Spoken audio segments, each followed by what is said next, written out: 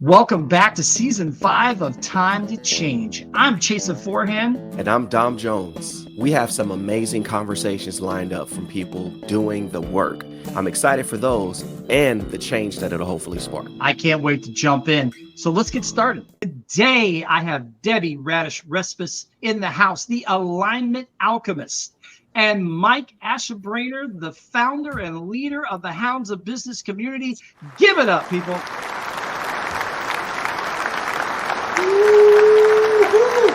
Thank you, Chasen. Thank you, Don, for having me, man. I'm honored. Love it. Love being a part of HR for you. What you guys do is amazing, man. I had to say it. And they didn't pay me to say that. So that's legit, man, straight up. So yeah, the mini version, if I ever had one. All right, I'll do my best. So I originally started off, and I still do this today. I don't talk about it. I'm the redneck financial coach. I'm a fiduciary. So I work with, businesses and folks that are affluent and doing well and want to do better. But I do it also for school teachers, pipe fitters, and the rest of us, right? Mhm. And that's kind of how I accidentally modeled the Hounds of Business. The long story short, I started the Hounds of Business on accident and grudgingly, right? And I think somebody here kind of understands that, like, hey, life finds you sometimes and opportunities happen. And it's really easy. You know how Chris Rock jokes about Mark Zuckerberg saying he made Facebook because he didn't have any friends? That's exactly why the heck I made the Hounds of Business. Listen, COVID hit. They said I couldn't go out and play anymore. I hated the pitch slap. I hated the hardcore stuff. I hated all that pretending not to sell, but trying to sell. I pitch slapped people for 2 years and my hairline fell out, Dom. So, honestly, by process of elimination, I just screwed it up so bad on LinkedIn and in the world after COVID that I was left with nothing but a recipe for profitable reciprocity, a way that an ecosystem that naturally formed that folks could have each other's back, right? Heart-centered, high-level professionals could be in a place in an ecosystem that would allow them, right, to build that know, like, and trust and move that to try and buy a journey, right? And, it's redneck Camelot. And I had no idea what I was doing, but here's what I did real quick.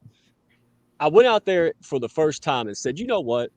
First of all, I'm gonna let my redneck out, right? So I took off the suit, took off all the hair gel out, and I said, I'm gonna be me for the first time in my daggone life. And I was encouraged by a mentor to do that. Second, I said, you know what? Instead of trying to get Joe Rogan and Oprah before the Joe Rogan and Oprah, I'm going to go find them, before they're famous. And that's what happened. I just started loving on people. I taught them LinkedIn because I learned it the hard way. I was an impromptu dating coach. Anything I could do to help people elevate. And guess what happened? 6 months after that, the market went down, and guess who they came to? You got it. So since then, we've just been pushing that out, sharing people who we are, what our values are, our tactics, our strategies to build this ecosystem. And boy, people like Chasen have just made it a wildfire of goodness. So that was the short version. Believe that or not, man. And that's great. Debbie, how did you meet this guy and get involved with the Hounds? Through LinkedIn. Great marketing, great. He speaks to the heart. I also lost my corporate armor and professional veneer after 30 years and started my own business. And man, Mike speaks the truth, and the people that he hangs with speak the truth. And it's value centered. Like, we really do care. We're business owners who really do give a crap.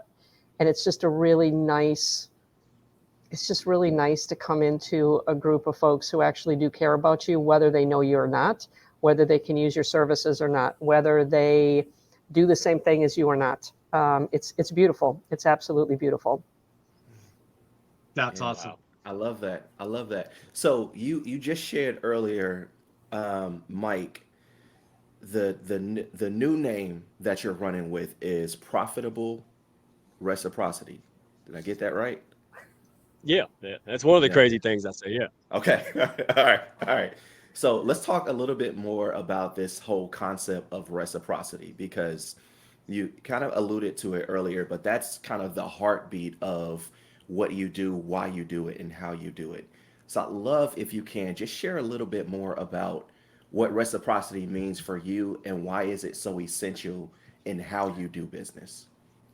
Great question. Honestly, because I'm not a dumb guy. I'm kind of smart. I can pick things up.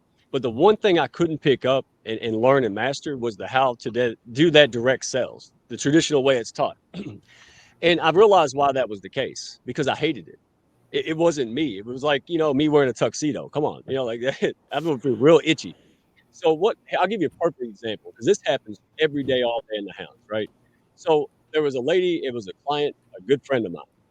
She was in healthcare, right? So we go out and I help her out and try to help her. She hits a major deal, major deal. So that's not the thing. Everybody's like, wow, that's a great big deal. No, here's what really got me excited. The two other rock star ladies in that industry who I helped help my client, right? I was tagging them, I was bringing them into shows. I was helping them just to help her. And they came to me within that 7-day period and said, you know what? I'm not really sure. I need some help. Not sure if you do this, but I need a coach, Mike. Would you meet with me? Wow. Where's the sales pitch, Dom? Dadgummit, that's what I mean. I don't want to go out there and talk about. They expect us to talk about us and say we're great, but you know what? They don't expect the hundreds of rock stars and superstars like Debbie and Chasen and Dom to say that about us. And when people see that, they investigate that because everybody's been screwed by someone and no one trusts anyone. So people are lurking and watching for something that's real, something they can belong in. So that's what profitable reciprocity is. Hey, let's bring some value to the right people. Birds of a feather flock together. And I like Chasen. You can't do something nice for Chasen and that man not try to repay you some point. It's like rattling a bag of dog treats, man. It's coming. It's who he is. And that's who we are. Does that make sense? Did I answer? It makes total sense. I am right. very much like a dog. So that's That's the part that I did get Scott Heathman did give me the call sign Papa Bear. So I mean we can go with bear or dog. It's a hairy dog. It's all right. It's all good. But it is such a great point. And, to his point, Debbie, I mean, I watched, before this happened and I wasn't familiar. I knew you were in the Hounds, but I wasn't really familiar. We hadn't really connected yet. And I watched a recent podcast that you were on and you were talking about taking off that corporate armor and you were talking about what it meant to you and that struggle of making that change over. So how has the Hounds helped with that? They keep it real. And they, what I think I love the most is that there's actual real engagement. People aren't doing it just to like it. They're actually reading it. They're commenting from their heart. If it doesn't resonate, they're not faking it. They're just not going to maybe say something. And that's okay. Like, that's the cool thing about it. When you posted on that link with mine, I was like, holy smokes, this really works. Like, this is like good stuff. And it's coming from a place of that connection. And that again, that's why I love what Mike has started. I'm so honored to be part of it. And just paying it forward, that reciprocity. I don't even care if it ever comes back. It's the paying it forward. Yeah. And that's such a great point. I mean, when you could take yourself out of the equation and start looking at how can I help others, the universe magically aligns to help you. And I find it over and over again, not asking for it, but looking for like, how can I pour into other people? How can we shine a light? How can I take this microphone and this camera and do good things to where it shines a light and it amplifies what others are doing? Because, man, people see that out there and it just keeps growing and growing and growing. So I know Dom loves this to death. So I absolutely do. But you know what's going through my mind right now? How something so basic to being a human being feels as refreshing as it does. Right? Yeah. Right? Mike doesn't try to be like, oh yeah, I am the biggest genius in the world because I created this. He's like, this is stupid simple, but no one's doing it, so we're gonna do it. If I can just jump in here. Oh, go ahead. Go ahead, Mike. No, go ahead. Yeah, no, I was just going to say, I think business teaches you to be a little bit more cutthroat, a little less pay it forward. It's all about me. It's about how I'm climbing the ladder. It's who I'm stepping on. I can have a great facade, but I'm still going to be kind of doing some backstabbing, right? When I started my business, I was like, I'm done with that.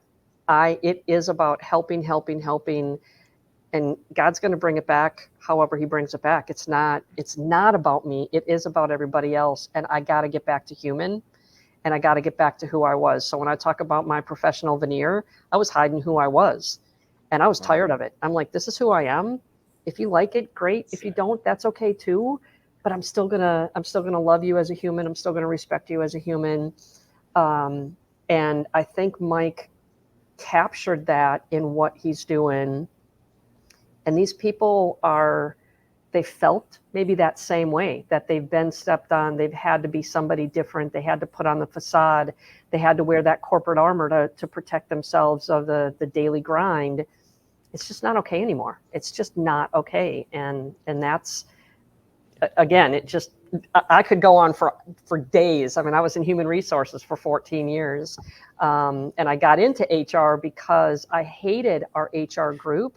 They were the most inhumane people ever. Like, they were just little robots, and they were mean, and I'm like, shouldn't like HR be people centered and people focused? Yes, human's the first word, right? Anyway, so that's I kind of like came almost full circle to what I get to love to do, and be able to do it now in a group of like-minded, like-hearted people.